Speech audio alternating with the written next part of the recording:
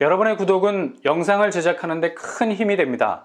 영상을 보시기 전에 구독과 좋아요 꼭 부탁드리겠습니다. 아울러 회원이 되시기를 원하시는 분들은 유튜브 채널 홈피 구독 옆에 있는 가입 버튼을 눌러주시기 바랍니다.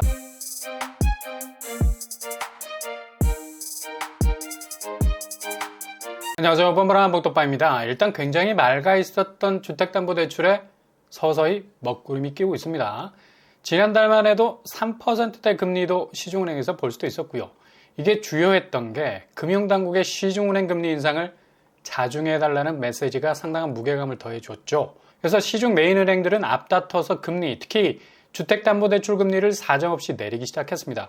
때마침 서울 수도권 분양시장이 지금 완전히 컴포트 모드에서 스포츠 모드로 과열 양상이라는 말은 아직은 덜하겠지만 그래도 상당히 뜨거워지는 양상을 보이고 있습니다. 이런 가속이 가능했던 건 바로 내 집 마련에 있어서 가변적인 요소들을 안정적인 변수가 아닌 상수로 묶어놓을 수 있는 자금 동원, 특히 주택담보대출 금리가 하향 쪽으로 바꿔가고 있었기 때문입니다. 그래서 지금 서울 수도권 분양이 연일 흥행 완판 행진을 벌이고 있습니다.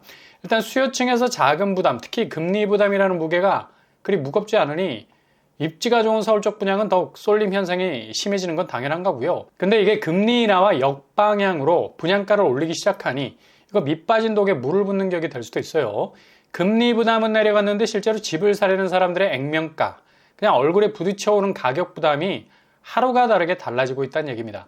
물론 건설업계의 원가가 현장에서도 볼멘 소리를 내면서 올라도 너무 올랐다는 원성이 자자해서 분양가 상한제라는 가격 컨트롤 타워가 사라지고 있는 요즘, 이젠 더 이상 수요층을 겨냥한 분양가 선심 공세가 사라진 지 오래죠.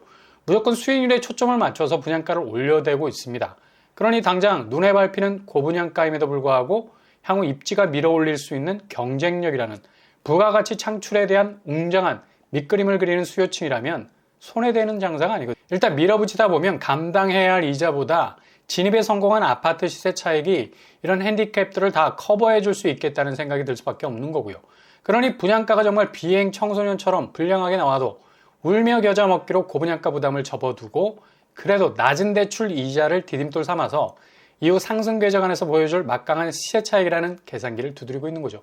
이거 어느 정도 이해가 가는 그림입니다. 누구나 내 집은 거주 개념 파이보다는 자산 가치라는 파이가 훨씬 더 크기 때문에 집을 사려는 사람들에게는 무엇보다 중요한 밑그림이 될 수가 있죠. 그러나 지금 시중은행 금리 상황이 급격하게 달라질 기미를 보이고 있어요.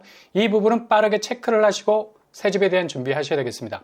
지금 그 원천적인 물줄기, 그러니까 하반기 금리 변동이라는 영향에서 제일 가오를 잡고 있는 부분이 바로 미국 기준금리죠. 미국 기준금리가 5.5%, 그리고 한국은행 기준금리가 3.5%, 지금 2% 정도 벌어지고 있어요. 근데 막상 한국은행이 그동안 동결이라는 스탠스를 유지하다가 갑자기 태도를 돌변, 기준금리 인상 쪽으로 가닥을 잡기에는 현재 부동산 PF 상황이 살얼음판이거든요. 최근에 한국은행이 유동성 위기를 감안해서 제2금융권 뱅크런을 사전에 차단하기 위해서 40조가량의 현금 지원에 나선다는 소식이 있었죠. 급속한 현금 인출로 인한 금융위기를 막겠다는 건데요. 이렇게 지금 한국은행이 미국과의 2% 격차 금리 상황 속에서도 기준금리를 끌어올리지 못하는 이유도 만약의 사태를 감안하고 있기 때문이죠. 그래서 되도록 제2금융권 쪽의 내관을 건드리지 않을 것으로 보이고요. 상황이 이렇게 되자 슬슬 시중은행 금리가 움직이고 있습니다. 제일 민감할 수밖에 없는 게 바로 주택담보대출 금리. 약 2달 전 5월 말경만 해도 하단 3.91에서 상단 7.02%까지 그래도 하단 금리가 3%대였는데요. 최근에 하단 4.33에서 상단 6.93%로 움직이고 있습니다. 이게 3% 금리에서 머물 줄 알았던 주담대 금리가 지금 하단도 4% 쪽으로 확실히 옮겨가고 있는 것으로 보이죠. 주담대 변동금리의 기준이 되는 코픽스 금리가 지금 전월 대비 계속해서 오름 추세로 가고 있어요. 사정이 이렇게 되다 보니 시중은행이 발빠르게 움직이고 있는 거고요. 현실적으로 3% 금리대가 거의 사라지고 있는 추세라 볼 수 있겠습니다. 그렇다면 우회적인 루트가 있지 않나? 바로 올해 내 집 마련의 가장 중심에 있었던 대출, 특례보금자리론. 저리로 많은 분들이 대출을 받았고 지금도 대기 수요가 굉장히 많은 편인데요. 이거 8월 11일까지 받지 않으면 특례라는 말이 무색해지는 대출이 될 수밖에 없게 됐습니다. 그래서 꼭 특례보금자리론을 받으려면 10일 뒤에는 아예 셔터가 내려간다는 사실 기억하셔야 되겠습니다. 우대형 같은 경우도 4.05 정도, 10년 장기 모기지도 시중에 나와 있는 금리 4.1% 정도와도 그리 차이가 크게 나지 않을 정도로 8월 11일부터는 0.25% 오른 금리를 적용받게 되죠. 그러니 무주택자나 1주택자 같은 경우는 꼭 필요한 경우에는 목숨 걸고 받아야만 금리 혜택이 돌아가는 특례 보금자리론 이용할 수 있다는 얘기죠. 이 기간 지나게 되면 시중 대출금리와 거의 비슷해지는 수준이 되어버리고 맙니다.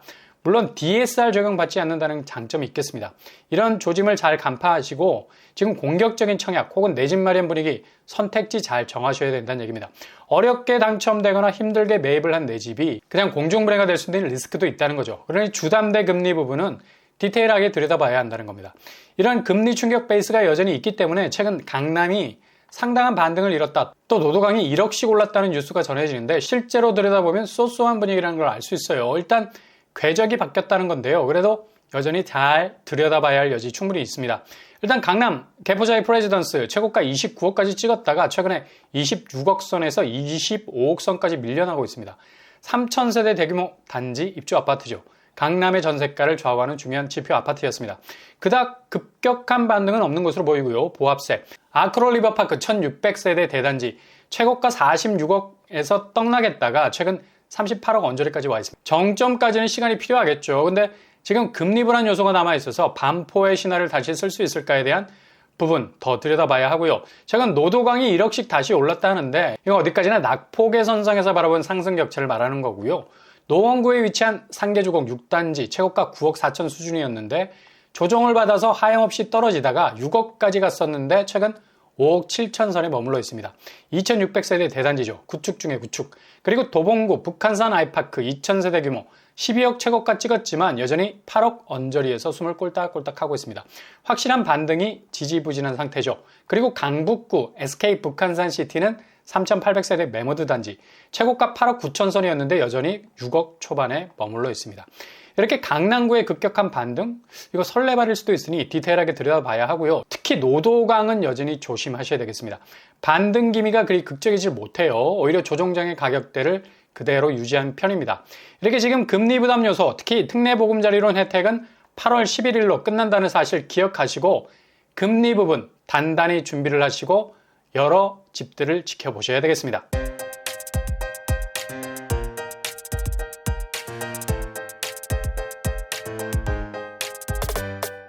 오늘의 부동산 캐릭터처 이건 꼭 혜택을 받으셔야 되겠습니다. 이제 10일밖에 남지 않았고요.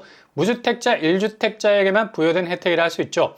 아무튼 지금의 부동산 시황 잘 살피셔서 선택지 잘 고르실 수 있길 바랍니다. 오늘도 응원합니다. 여러분의 길이 꽃길만 되실 수 있기를 바랍니다. 이상으로 범블한 복덕방을 마치겠습니다. 구독과 좋아요 부탁드립니다. 감사합니다.